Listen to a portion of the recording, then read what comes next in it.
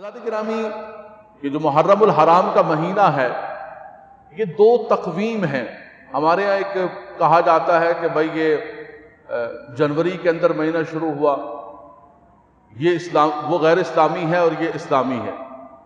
کوئی اسلامی غیر اسلامی نہیں ہے۔ مفتی صاحب نے کل پرسوں اس پر مکمل ایک کالم لکھا ہے باقاعدہ طور پر۔ ایک تقویم شمسی ہے اور ایک تقویم قمری ہے۔ یہ جو ہجری تقسیم ہے یہ تقویم قمری ہے، اس کے ساتھ ہمارا حج منسلک ہے۔ محرم الحرام شروع ہوا، حج کا مہینہ ہوا، اور اس کے بعد رمضان المبارک ہے۔ عدت کے ہمارے مسائل ہیں، زکوٰۃ کے ہمارے مسائل ہیں۔ یہ ساری کی ساری چیزیں جو ہے ہمیں قمری تقویم پر ہمیں کرنی ہوں گی۔ یہ جو محرم ہے، صفر ہے، ربیع الاول ہے۔ دوسری ہے شمسی تقویم جو جنوری، فروری، مارچ، اپریل ہے۔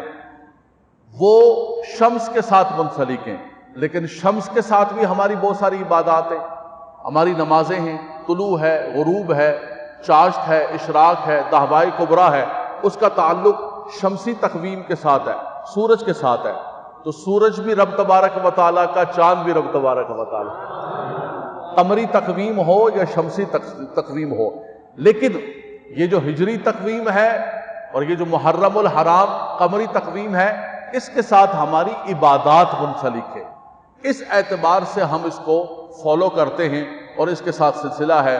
اور اس کا جو پہلا مہینہ ہے وہ محرم الحرام ہے، جس کا پہلا آج ہم جمعۃ المبارک ادا کر رہے ہیں۔ گزشتہ جمعۃ المبارک میں اور اتوار کے درس قرآن کے اندر آپ نے امیر المومنین سیدنا عمر فاروق رضی اللہ تعالیٰ عنہ کے سیرت کے حوالے سے سنا، آپ کے قبول اسلام کے حوالے سے سنا، آپ کے ہجرت کے حوالے سے سنا، آپ کی شجاعت اور بہادری کے حوالے سے سنا۔ چونکہ محرم الحرام کی پہلی تاریخ آپ کی شہادت کی تاریخ، محرم الحرام کی جو پہلی تاریخ ہے، کل پہلی محرم تھی، سیدنا عمر فاروق رضی اللہ تعالیٰ عنہ جو ہے وہ شہید ہوئے، زخمی ہوئے آپ ذوالحجہ کے آخری دنوں کے اندر، لیکن اس کے بعد جو ہے آپ کی شہادت یکم محرم الحرام کو ہوئی۔ تو اس اعتبار سے بھی آپ تشریف لے جا رہے تھے نماز فجر کی ادائیگی کے لیے۔ ایک دن پہلے آپ کے پاس ایک غیر مسلم آیا، ایک پارسی آیا اور آ کے کہنے لگا کہ میں فلاں کے پاس غلام ہوں اور وہ مجھ سے جو ہے اتنا خراج لیتا ہے، اس سے کچھ کم کرائے۔ آپ نے فرمایا کیا کام کرتے ہو؟ اس نے کام بتایا کہ میں یہ کام کرتا ہوں۔ فرمایا اس کے اعتبار سے تو بالکل جو ہے مناسب خراج ہے۔ دوسرے دن جو ہے فجر کی نماز کے اندر امیر المومنین چونکہ خود فجر کی نماز پڑھایا کرتے تھے، جمعے کی نماز پڑھایا کرتے تھے، جمعے کا خطبہ دیتے۔ اس وقت ایسا نہیں تھا کہ سیاست کو اور دین کو الگ الگ کر دیا جاتا۔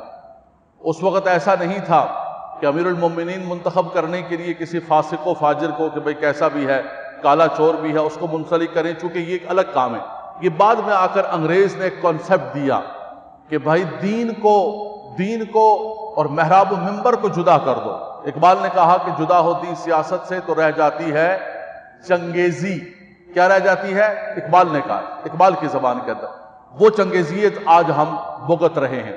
تو آپ نماز فجر کی امامت پہ کرایا کرتے تھے، نماز فجر کے لیے تشریف لائے تو پہلے صفیں درست ہو جاتے، آپ تشریف لائے، جیسے آپ نے اللہ اکبر کیا تو وہ صفوں کے اندر موجود تھا اور چھری تھی، اور چھری کو اس نے 6 بار کی۔ آپ زخمی ہو کر نماز کی حالت میں گرے۔ حضرت سیدنا عبد الرحمن بن عوف کو آگے کیا، انہوں نے نماز مکمل کی، اور نماز اس حالت میں ہوئی کہ امیر المومنین بسمل کی طرف تڑپ رہے۔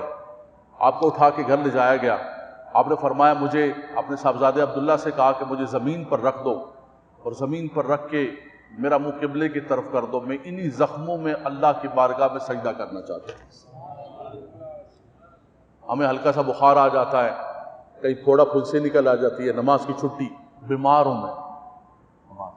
امیر المومنین نے جن کا 22 لاکھ مربع میل، عشرۂ مبشرہ، سابقون الاولون، جن کو حضور نے دنیا پر چلتے ہوئے جنت کی بشارت عطا فرمائی، آپ کے نامہ ہے، حضور نے فرمایا لو کان بعدی نبی لکان عمر بن الخطاب، فرمایا میرا عمر وہ ہے کہ میرے بعد اگر کوئی نبی ہوتا، اگر کسی کو نبوت عطا کی جاتی تو میرے عمر کو عطا کی جاتی، لیکن انا خاتم النبیین ولا نبی بعدی، میں خاتم النبیین ہوں، میرے بعد کوئی نبی نہیں ہے، میں اللہ کا آخری نبی ہوں۔ سبحان اللہ۔ اگر نبوت کسی کو عطا کی جاتی تو وہ سیدنا عمر فاروق رضی اللہ تعالیٰ عنہ جیسے عبقری ہوتے کہ اللہ کے نبی صلی اللہ علیہ وسلم نے فرمایا کہ ہر امت کے اندر ایک محدث اور صاحب الہام شخص ہوتا ہے، فَإِن يَكُن فِي أُمَّتِي مُحَدَّثٌ فَإِنَّهُ عمر، میری امت میں اگر کوئی صاحب الہام ہے، فرمایا کہ جس کی زبان سے حق بولتا ہے، جس کے دل پر حق جاری و ساری ہے، میرا عمر جن گلیوں سے گزر جاتا ہے شیطان بھاگنا شروع کر دیتا ہے۔ فرمایا کہ میرے عمر وہ صاحب الہام اور محدث ہے میری امت کے اندر، اگر نبی ہوتا میرے بعد تو عمر کو یہ عطا کیا جاتا، لیکن انا خاتم النبیین ولا نبی بعدی۔ یہ کانا دجال مرزا نکلا اور اس نے آ کر کہا اگر نبی ہوتا تو عمر جیسا جوان ہوتا، جس کے موافق قرآن کی آیات طیبات اتری گئیں، لیکن حضور نے فرمایا میرے بعد کوئی نبی نہیں ہے، لا نبی بعدی، لا نبی بعدی۔ اللہ اکبر۔ آپ جب زخمی ہوئے، زخمی ہو کر گھر لے جایا گیا، آپ کو نبیذ پلائی گئی، لیکن جو ہے وہ نبیذ زخموں کے ذریعے نکل گئی۔ آپ ایک دعا کیا کرتے تھے، حضرت امام بخاری رحمۃ اللہ تعالی علیہ نے اپنے صحیح کے اندر نقل کیا، آپ دعا کیا کرتے تھے، بخاری کے اندر ہے، اللہم ارزقنی شہادتاً فی سبیلک وجعل موتی فی بلد رسولک صلی اللہ تعالی علیہ وسلم، وجعل موتک فی بلد رسولک وجعل موتی فی بلد حبیبک صلی اللہ تعالی علیہ وسلم۔ اے خدایا تو مجھے جب بھی موت دینا تو شہادت کی موت عطا فرمانا اور بلد رسول کے اندر عطا فرمانا، مدینہ شریف کے اندر موت عطا فرمانا۔ وہ کہتے تھے حضور آپ مانگ بھی شہادت رہے ہیں اور مانگ بھی مدینۃ الرسول کے اندر رہیں، فرمایا یہ کیسے ہو سکتا ہے؟ اللہ اکبر، اللہ اکبر۔ جب آپ شہید ہوئے تو سیدہ حفصہ جو آپ کی بیٹی ہیں ام المومنین، آپ فرماتی میرے والد نے یہی مانگا تھا، میرے رب نے یہی عطا فرمایا۔ آپ نے پوچھا کہ میرا قاتل کون ہے؟ قاتل کون ہے؟ چونکہ وہ نکلا، آپ پر حملہ کیا اور نکلا جب صفوں میں سے تو لوگوں نے پکڑنے کی کوشش کی تو اس نے اپنا جو خنجر تھا وہ زہر سے آلودہ کیا ہوا تھا، اس نے راستے کے اندر اور 6 لوگوں پر وار کیا اور وہ بھی شہید ہو گئے۔ اور اس کے بعد جب وہ قابو کے اندر آیا تو اس نے وہی خنجر اپنے آپ کو مارا اور خودکشی کر لی۔ آپ نے فرمایا کون ہے میرا قاتل؟ تو کسی نے کہا کہ وہ پارسی ہے، فیروز لولو پارسی۔ آپ نے فرمایا خدا کا شکر ہے کہ میرے خون سے کسی مسلمان کے ہاتھ آلودہ نہیں۔ بار بار آپ کو نبیذ پلائی جاتی، زمین پر اپنے سر کو رکھا ہوا ہے۔ اللہ اکبر۔ یہ سبق ہے، یہ سبق ہے ان لوگوں کا جو بخشے ہوئے۔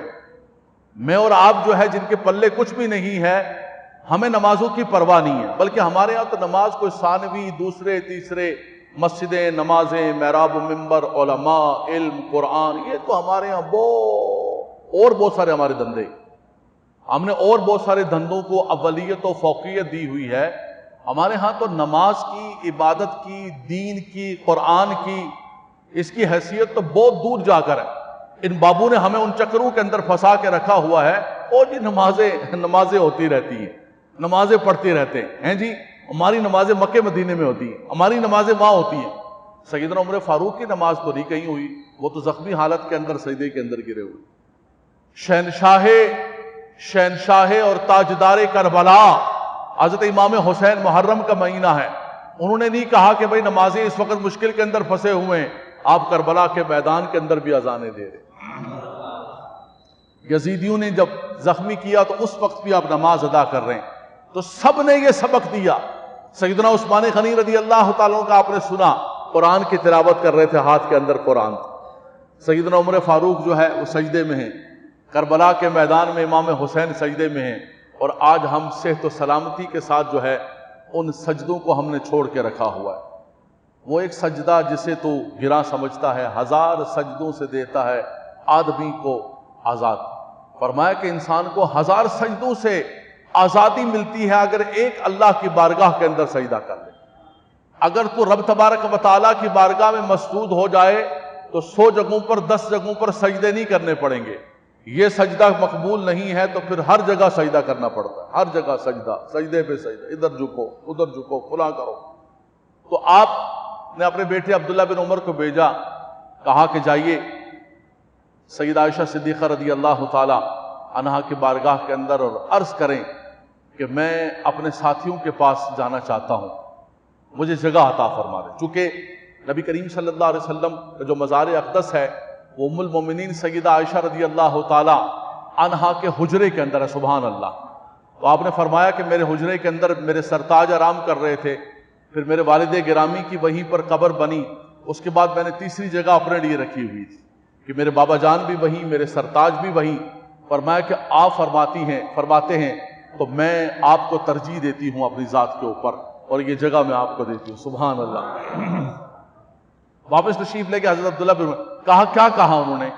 بتاؤ مجھے، زخمی ہیں، کیا کہا مجھے؟ انہوں نے کہا کہ میں آپ کے لیے وہ جگہ وقف کرتی ہوں۔ فرمایا اللہ کا شکر ہے، میں یہی چاہتا تھا کہ میں اپنے ساتھیوں کے ساتھ رہوں۔ ہوتا وہی ہے جہاں کی خاک ہوتی ہے اور وہیں کا خبیر ہوتا ہے، وہیں پر انسان پہنچتا ہے۔ لیکن آپ کی تمنا اور آپ کی آرزو دیکھیں، آپ کی تمنا اور آپ کی آرزو دیکھیں کہ آپ نے یہ تمنا اور آرزو ظاہر کی، اس لیے اور اس کے بعد آپ کے سامنے لایا گیا کہ وصیت لکھیں، آپ کسی کو امیر المومنین بنائیں۔ آپ نے فرمایا میں کسی کو نہیں سمجھتا ہوں امیر المومنین بناؤں۔ ایک 6 رکنی جلیل القدر صحابہ کرام کی ایک شورا بنا دی اور ایک کمیٹی بنا دی۔ فرمایا اس میں سے جس کو چاہنا امیر المومنین منتخب کر لینا۔ کسی نے کہا کہ حضرت آپ کے بیٹے عبداللہ بن عمر جلیل القدر صحابی رسول ہیں۔ فرمایا تمہارے منہ کے اندر خاک ہو، میں دنیا سے جا رہا ہوں، تم مجھے یہ مشورے دے رہے ہو کہ میں اپنے بیٹے کو بنا کے جاؤں؟ فرمایا کبھی بھی نہیں بناؤں گا، کبھی بھی نہیں بناؤں گا میں اپنے بیٹے عبداللہ کو۔ بڑے بڑے جلیل القدر، آپ نے زندگی کے اندر بھی ایسے کیا۔ آپ جس وقت امیر المومنین تھے، آپ کسی کو گورنر منتخب کرتے، عمال منتخب کرتے تو میرٹ کو، معیار کو، قابلیت کو فوقیت ہے۔ نہ ہماری طرح، ہمارے سیاستدانوں کی طرح اقربا پروری کرتے کہ ہمارا بندہ ہے چلو بھائی اس کو بھرتی کرو۔ یہ ہمارے بڑے بڑے ادارے، پی آئی کو دیکھیں، ریلوے کو دیکھیں، یہ سارے کے سارے اس وقت حکومت کے اوپر ایک بوجھ بنا ہوا ہے، لائبلٹی بنی ہوئی ہے، سالانہ کھربوں روپے ان کا جو ہے لاس ہے۔ وجہ کیا ہے؟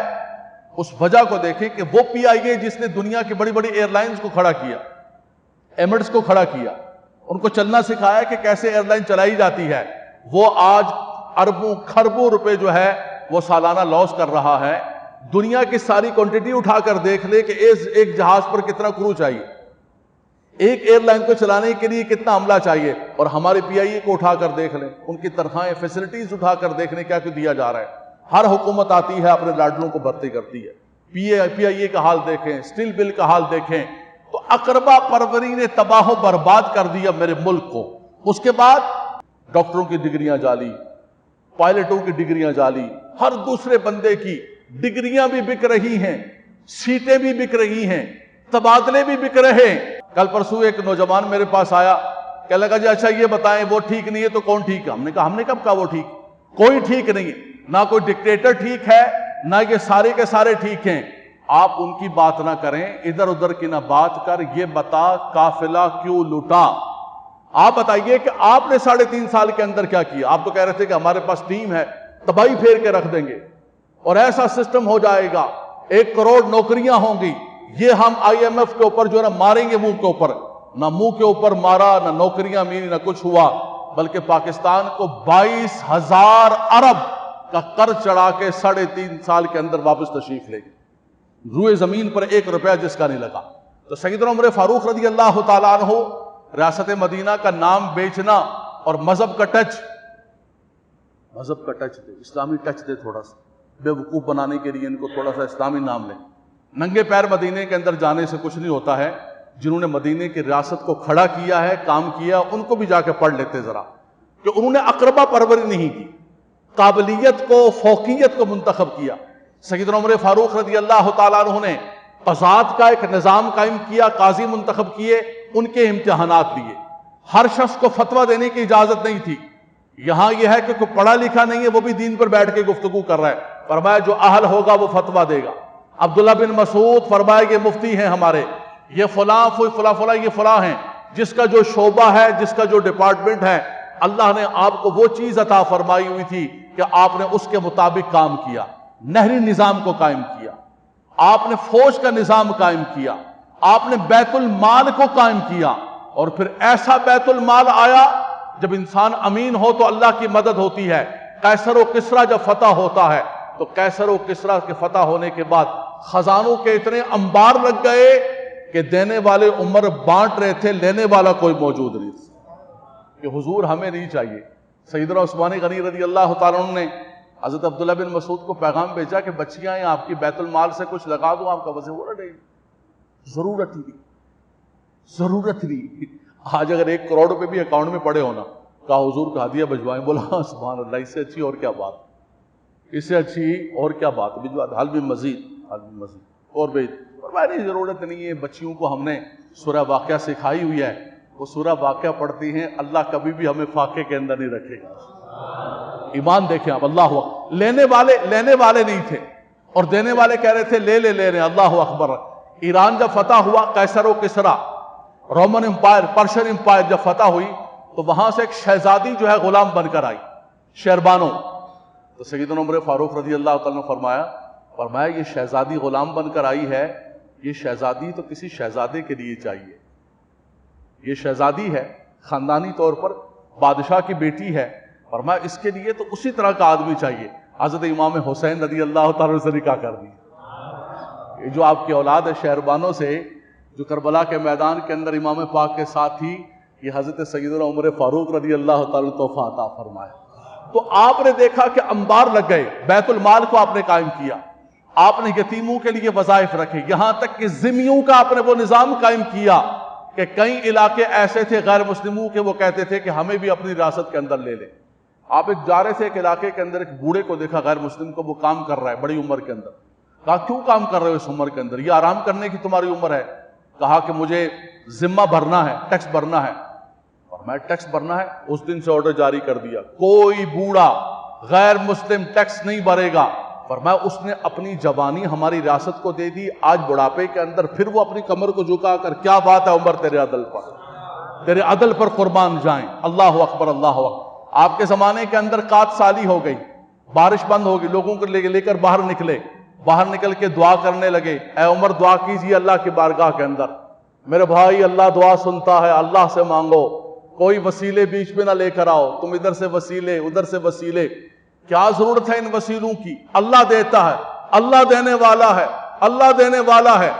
سیدنا عمر فاروق رضی اللہ تعالیٰ عنہ لوگوں کو لے کر باہر نکلے، قحط سالی ہو گئی، دعا مانگنے لگے، اچانک نگاہ پڑی حضرت عباس، ہاتھ پکڑ لیے، ہاتھ پکڑ کے دعا کرنے لگے۔ امام بخاری نقل کرتے، اللہم انا نتوسل الیک بعم نبیک ان تسقینا الغیث۔ اللہ اکبر، اے خدا یہ تیرے نبی کے چچا ہیں، نسبت ہے، سبحان اللہ، تیرے نبی کے چچا ہیں، ان کے وسیلے اور توسل سے۔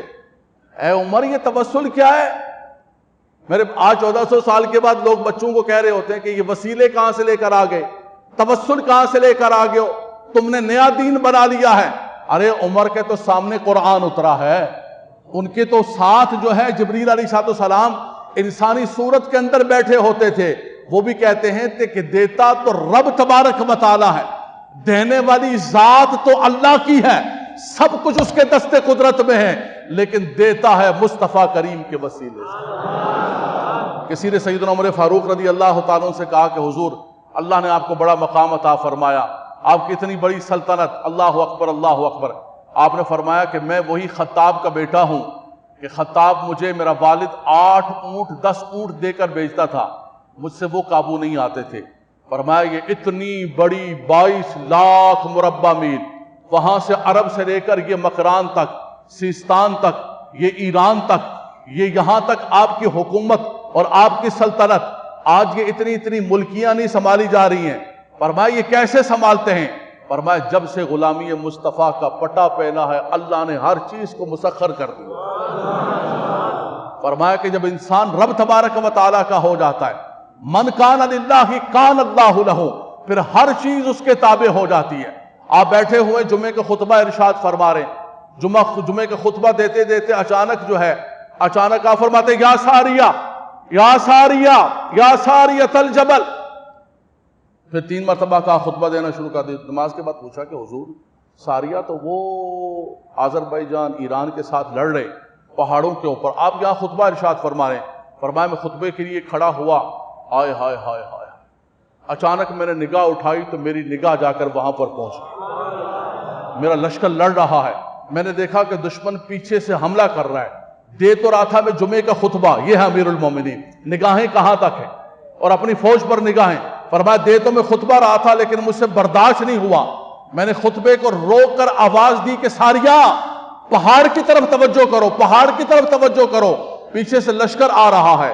بعد میں واپس آئے، کہا ہم حیران ہوئے کہ عین جمعے کے وقت امیر المومنین کا کہیں سے آواز آ رہا ہے، اللہ اکبر۔ ہر کے جو فرمایا کہ جو بندہ خدا کا ہو جاتا ہے، من کان للہ کان اللہ لہ، رب تبارک و تعالی ہر چیز اس کا کر دیتا ہے، بحر و بر ہر چیز اس کی ہو جاتی ہے، ہوائیں اس کی ہو جاتی ہیں، پھر اس کی نگاہوں سے وہ کام اور وہ اعمال صادر ہوتے ہیں، اس کے اعضاء سے وہ اعمال صادر ہوتے ہیں۔ بخاری کی حدیث قدسی ہے، رب تعالیٰ فرماتا ہے فَكُنْتُ سَمْعَهُ الَّذِي يَسْمَعُ بِهِ وَبَصَرَهُ الَّذِي يُبْصِرُ بِهِ، فرمایا کہ میں اس کی آنکھ بن جاتا ہوں، میں اس کی سماعت بن جاتا ہوں کہ عمر یہاں سے بیٹھ کر وہاں دیکھ رہا ہوتا ہے اور آواز بھی پہنچا رہا ہوتا ہے۔ لیکن حضرات گرامی جب قحط سالی ہو گئی، آپ نے فرمایا کہ عمر اس وقت تک گھی نہیں کھائے گا، دودھ نہیں پیے گا جب تک میری رعایا اس کی قحط سالی ختم نہیں ہوگی۔ اپنے کندھے پر اٹھا کر آٹا لے کر جا رہے ہیں۔ ہمارے آج کہتے ہیں واہ واہ ڈیفالٹ ختم ہو گیا، اتنے ارب جو ہے ہمیں بھیک مل گئی ہے۔ تمہارا تو ڈیفالٹ ختم ہو گیا لیکن ہم تو مکمل ڈیفالٹر ہو، ہم تو ختم ہو گئے، ہمارا تو بچہ ڈیفالٹر ہے، بچہ مقروض ہے، دن بدن ایک بچہ مقروض ہوتا جا رہا ہے حضرات گرامی۔ اور یاد رکھو آپ بھی غلام، میں بھی غلام، ہماری نسلیں بھی غلام در غلام ہوں گی اگر ان ظالموں سے، ان شریروں سے ہم نے نجات حاصل نہیں کی۔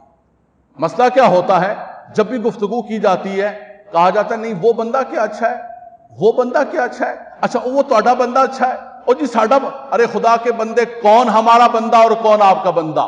کوئی بندہ ہمارا نہیں ہے، ہمارا بندہ وہ ہے جو بندہ خدا ہے، جو مخلوق خدا کی مدد کرے، جو خدا کی مخلوق کی مدد کرے، ان کے ساتھ اچھا کرے۔ رب تبارک و تعالی خدا کی قسم ایسا حکمران عطا فرما دینا۔ میرے وطن کی زراعت کو دیکھو، میرے وطن کے پانیوں کو دیکھو، میرے وطن کے موسموں کو دیکھو، میرے بلوچستان کے اندر معدنیات کو دیکھو، میرے سندھ کے دریاؤں کو دیکھو۔ رب نے میرا پاکستان کیسا عطا کیا ہے، لیکن اس پاکستان کو تباہ و برباد کرنے والے یہ ظالم حکمران آج کہتے ہیں کہ کیسے کیا جائے، بجلی کو بڑھا دو، دن بدن بجلی بڑھائی جا رہی ہے، آئی ایم ایف سے اپنی عیاشیوں کے لیے پیسے لے رہے ہیں اور اس کا بوجھ کس کے اوپر ڈال رہے ہیں؟ عوام الناس کے اوپر۔ یہ نہیں کہہ رہے کہ ہم اپنی عیاشیوں کو ختم کریں، اربوں کھربوں روپے ان کے پیٹرول پہ لگ رہے ہیں، اربوں کھربوں روپے سالانہ ان کی مفت کے اندر بجلی جا رہی ہے، اربوں کھربوں روپے یہ کھا رہے ہیں۔ ایمنسٹی انٹرنیشنل کہتی ہے کہ ایک دن کے اندر ایک بالکل منیمم سے منیمم جو ان کے ریڈار کے اندر آتی ہے، بولا پاکستان کے اندر 15 ارب کی کرپشن ہوتی ہے۔ آج سے 5 سال پہلے کی بات کر رہا ہوں۔ اس کے بعد پھر عدل و انصاف کا دور آیا، انصاف کا پرچم بدلا، تو ایمنسٹی انٹرنیشنل نے رپورٹ دی، کہا کہ کرپشن اور بڑھ گئی ہے انصافیوں کے دور کے۔ بھاشن تو دیا گیا تھا کہ انصاف لے کر آئیں گے، لیکن کرپشن اور بڑھ گئی ہے، ظلم اور بڑھ گیا ہے۔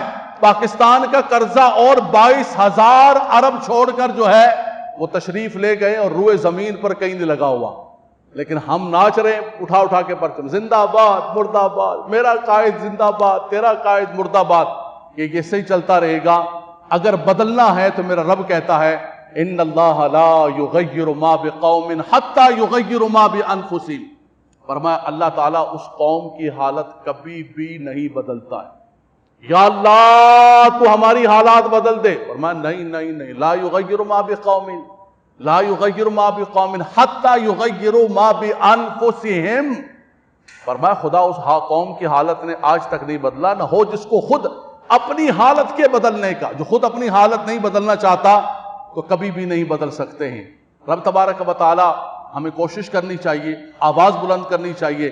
میں نوجوان بچوں سے کہوں گا، رات دن بیٹھ کے سوشل میڈیا پر دنیا جہان کی واہیاتوں کو دیکھ رہے ہو، اس کے علاوہ آپ ایک ٹرینڈ چلاؤ، ایک انصاف کا، ایک عدل کا، جو ظلم ہو رہا ہے پاکستان کے اندر، یہ اشرافیہ، یہ سیاستدان، یہ ظالم حکمران، یہ ڈکٹیٹر جو پاکستانیوں کو لوٹ رہے ہیں اور بچے بچے کو دن بدن مقروض کر رہے ہیں، خدا کی قسم لوگوں کے پاس بل جمع کرانے کے پیسے نہیں، لوگوں کے پاس راشن کے پیسے نہیں، بچوں کو اٹھا کے نہروں کے اندر ڈال رہے ہیں، یہاں اورنگی ٹون کے اندر بچوں کو زہر دے دیا، خودکشیاں کر رہے ہیں، اور ہم بیٹھے ہوئے یہاں پر سکون سے بیٹھے ہوئے ہیں کہ یار میرا تو دن ٹپ رہا ہے، ٹھیک ہے میرا ٹپ رہا ہے لیکن بہت ساروں کا نہیں گزر رہا ہے۔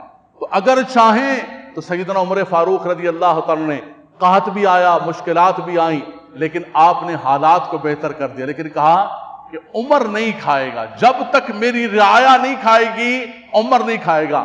میرا اسلام آباد کے اندر بیٹھا ہوا اور ادھر بلاول ہاؤس کے اندر بیٹھا ہوا اور تخت لاہور کے اندر بیٹھا ہوا کہتا ہے پہلے ہم کھائیں گے، ان کو ماریں گے، ختم کر دیں گے، ان کو ڈبو دیں گے، لیکن اپنی عیاشیاں ختم نہیں کریں گے۔ میرا مالک و مولا سیدنا عمر فاروق کے صدقے ان کا ہمیں کوئی غلام عطا فرمائے۔ وآخر دعوانا الحمدللہ رب العالمین۔